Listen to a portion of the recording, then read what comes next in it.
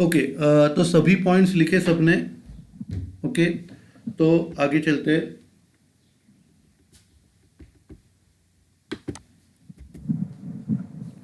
अभी देखो, जो ये कंपनी का अचीवमेंट है, तो ये पहली इंडियन कंपनी है जिसने 10,000 करोड़ का प्रॉफिट कमाया।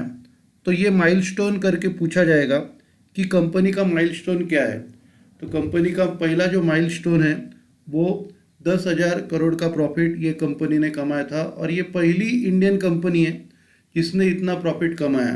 ठीक है, तो आपको पूछा जाएगा what is the milestone of Reliance, तो आप बोलेंगे 10,000 करोड़ का प्रॉफिट कमाया, और ये फर्स्ट इंडियन कंपनी है जिसने इतना प्रॉफिट कमाया। ठीक है, उसके बाद हाँ, और ग्लोबल रैंकिंग क्या है, तो उसमें RIL, आपको शॉर्ट फॉर्म भी ध्यान में रखना है। RIL है रिलायंस इंडस्ट्रीज लिमिटेड। तो रिलायंस है फर्स्ट प्राइवेट एंटरप्राइजेस है जो फॉर्च्यून 500 मैगजीन में आई है। तो ये पहली इंडियन कंपनी है जो फॉर्च्यून 500 में आई है।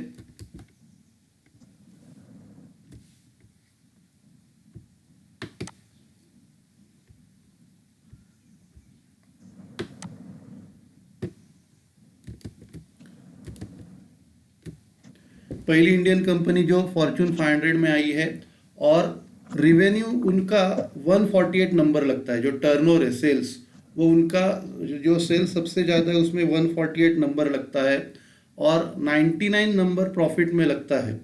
फॉर्च्यून ग्लोबल 500 के मैगजीन के हिसाब से उनका 148 नंबर सेल्स में लगता है, 99 नंबर प्रॉफिट पे लगता है, और उसका इंडियन स्टडी में उसका 14 नंबर लगता है। तो आपको सिर्फ फर्स्ट पॉइंट ध्यान में रखो, ये बाकी के पॉइंट शायद पूछे जा सकते हैं, लिख के रखो, लेकिन पहला पॉइंट आपको ध्यान में रखना है कि ये पहली इंडियन कंपनी है जो फॉर्च्यून 500 में जिसका नाम आया था। ठीक है, उसके बाद अभी हम लोग जो जिधर काम करने वाले हैं वो सेक्टर है रिटेल सेक्टर का।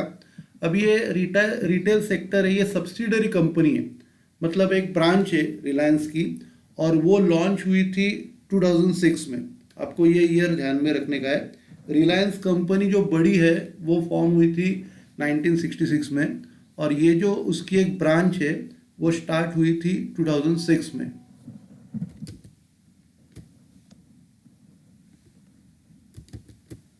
ठीक है, और इसका जो टर्नओवर है रेवेन्यू सेल्स वो है 1 लाख करोड़ प्लस, और उनके 10,000 स्टोर से 6,600 सिटीज़ में है।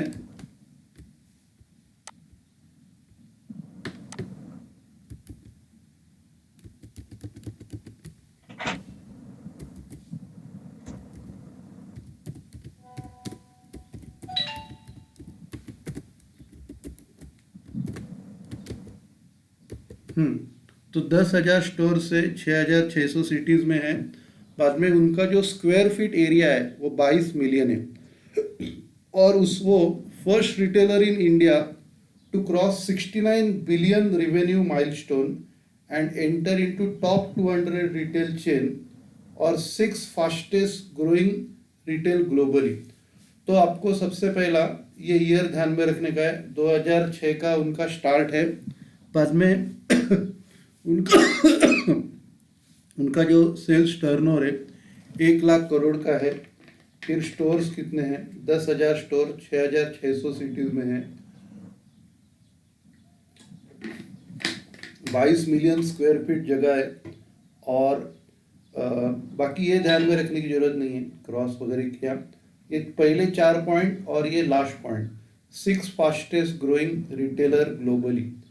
ओके, उसके बाद ये उनके स्टार्टिंग में जो रिटेल फॉर्म हो गया था, तो उसमें रिलायंस फ्रेश था, Reliance trends, Reliance digital, Reliance market, ये इससे उनकी स्टार्ट हुई थी ये कंपनी की। तो ये 4 पॉइंट्स आपको हमेशा ध्यान में रखने का है कि रिलायंस रिटेल के कुछ एग्जांपल्स दो, कौन से शॉप आते हैं। तो रिलायंस फ्रेश, रिलायंस ट्रेंड्स,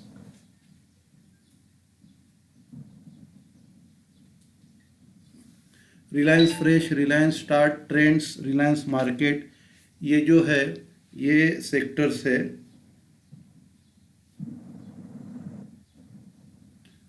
उसके बाद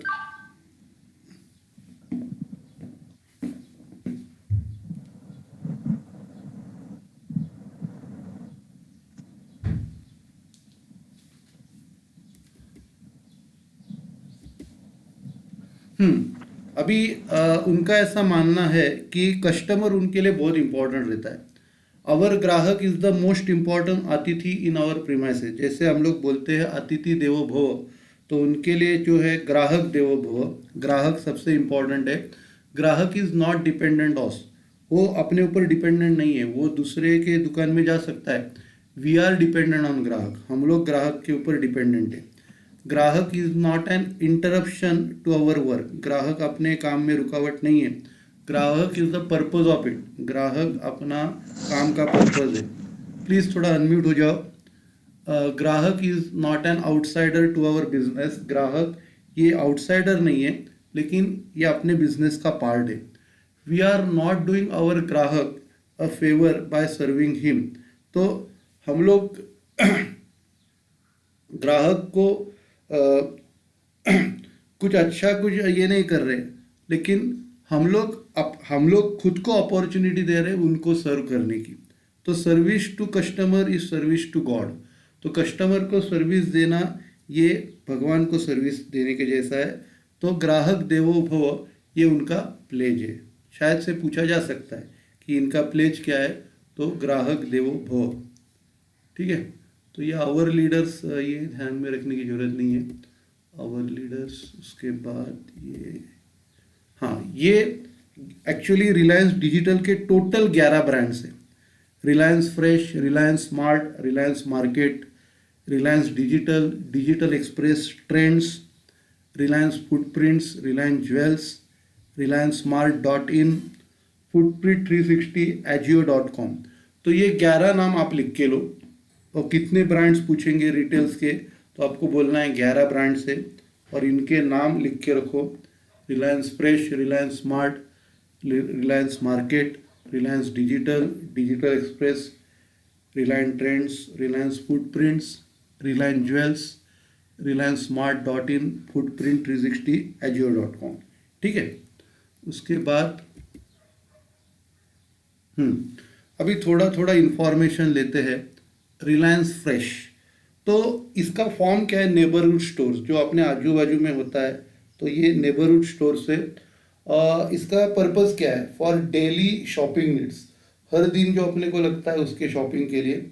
और ये इजी है, क्लीन है और नज़दीकी रहता है। उनके पास प्रोडक्ट क्या क्या है, ग्रॉसरी, किराना है, fruit and vegetables, dairy, FMCG, fast moving customer good जैसे साबुन वैसे है, इसेंशियल नॉन फूड जो अपने को लगते हैं लेकिन फूड नहीं है। टोटल कितने हैं, 379। और उनका जो हर एक जो शॉप है उनका एरिया 2000 से 7000 स्क्वायर फीट तक। इनके बारे में आप लिख के लो, इनके बारे में आपको पूछा जा सकता है। रिलायंस फ्रेश क्या है, ठीक है, तो ये रिलायंस फ्रेश हो गया। उसके बाद अगला जो है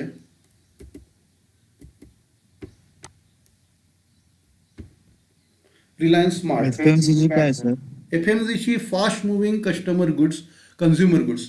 तो उसमें कैसा रहता है, जो प्रोडक्ट्स अपने को हमेशा लगते हैं, जैसे सोप है, ऑयल है, जो जल्दी बेचे जाते हैं, मतलब वो प्रोडक्शन करने के बाद ज़्यादा टाइम नहीं लगता, तो उनको बोलते हैं फास्ट मूविंग कंज्यूमर गुड्स।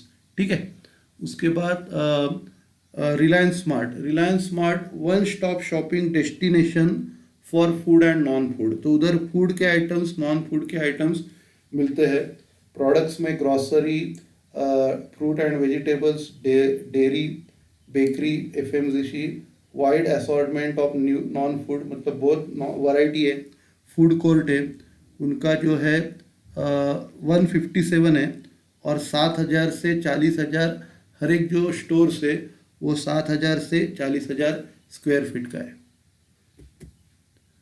उसके बाद ये है सहकारी भंडार, जो जैसा अपना एक भंडार रहता है उसके जैसा ही है। तो वो नेबरहुड स्टोर से उसमें डेली शॉपिंग, जैसे पहले जो हम लोग ने फ्रेश देखा था उसके जैसा ही है। Products, grocery, fruits and vegetable, dairy, FMCG, essential non, और उनका जो काउंट है 27 एकर्स।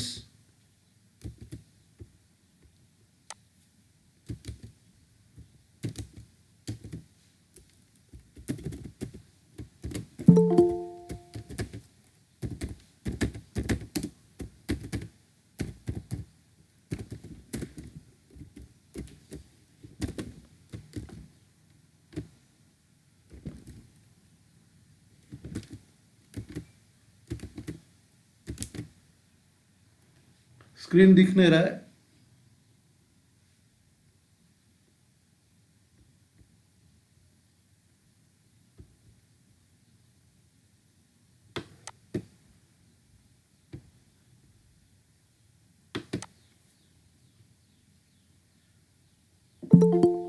दिख रहा है?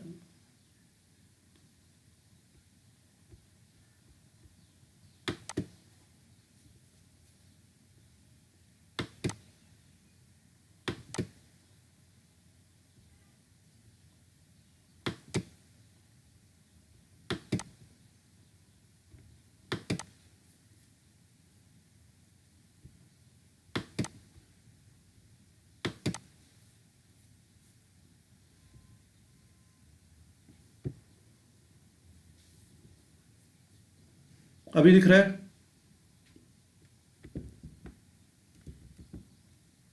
ओके। हम्म। तो मैं आपको क्या बोल रहा था, सहकारी भंडार के बारे में बता रहा था। उसके बाद ये ध्यान में रखने की जरूरत नहीं, प्रायोरिटी ब्रांड्स। रिलायंस डिजिटल के बारे में ध्यान में रखो। इसमें CDIT, अब ये CDIT क्या है? सेंटर, लिख के लो full form, centre for development of imaging technology. तो इधर कंप्यूटर्स, लैपटॉप्स, बाद में LCD, LED, मोबाइल, ये सब मिलते हैं। बाद में experimental ambience with try and test environment. तो इनका जो एटमॉस्फेयर है ये सबसे अलग रहता है। जिधर आप देख सकते हैं, क्वालिटी देख सकते हैं। अनप्रेजेंटेड कस्टमर एक्सपीरियंस, मतलब कस्टमर ने जिधर एक्सपीरियंस नहीं लिया रहेगा, वो सब उससे अच्छा कस्टमर, उससे अच्छा एक्सपीरियंस इधर आता है।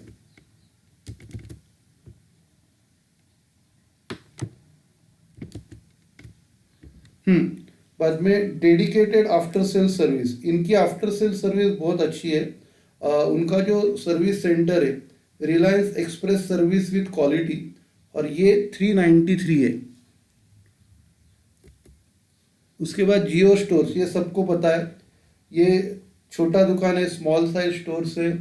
Products are mobile phones, tablets and peripherals. तो इधर मोबाइल फ़ोन मिलते हैं, टैबलेट्स रहते हैं, पेरिफेरल जैसे ईयरफोन्स है। हाई विजिबिलिटी, इनका जो विजिबिलिटी रहता है वो सबसे ज़्यादा दिखेगा। Synergy with Reliance Jio strategy, इनका कोऑर्डिनेशन है, एसोसिएशन है रिलायंस जियो स्ट्रैटेजी के साथ। ये उनके स्ट्रैटेजी के हिसाब से काम करते हैं। बाद में ये जो अकाउंट है इनके 1808। उसके बाद ये कुछ प्रोडक्ट है उनको, लाइफ है, Reliance smart TV, smart TVs में लाइफ करके उनका प्रोडक्ट है, स्मार्टफोन्स है। उसके बाद आई स्टोर है, जिनके एप्पल के सभी प्रोडक्ट्स आपको मिलेंगे। तो ये दो है। रिलायंस फ्रूट पिंस, ये जूतों की दुकान है। फुटवेयर स्पेशलिटी स्टोर से ये आपको इधर फुटवेयर, हैंडबैग्स, एसेसरीज मिलेंगे, जिसमें फॉर्मल्स, कैजुअल्स, एथनिक, मतलब ज़्यादा जो डिमांड में रहते हैं वो इधर मिलेंगे। Party wear, sports wear, luggage, ये इधर मिलेंगे।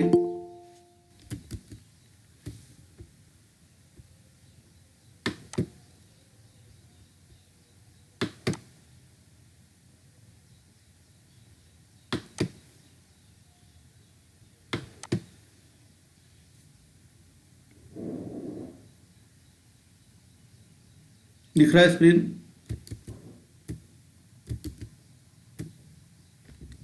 हम्म। तो रिलायंस फुटप्रिंट के ओर थे। उसके बाद ये सब ध्यान, ठीक है, इतना ये काफ़ी है। अभी हम लोग क्या करते हैं, सब लोग ने लिख के लिया है, अभी इसका हम लोग टेस्ट लेते हैं। ओके, सब लोगों को चैट बॉक्स पे आंसर लिखना है। जो मैं क्वेश्चन पूछूंगा उसका आंसर चैट बॉक्स में आपको देने का है।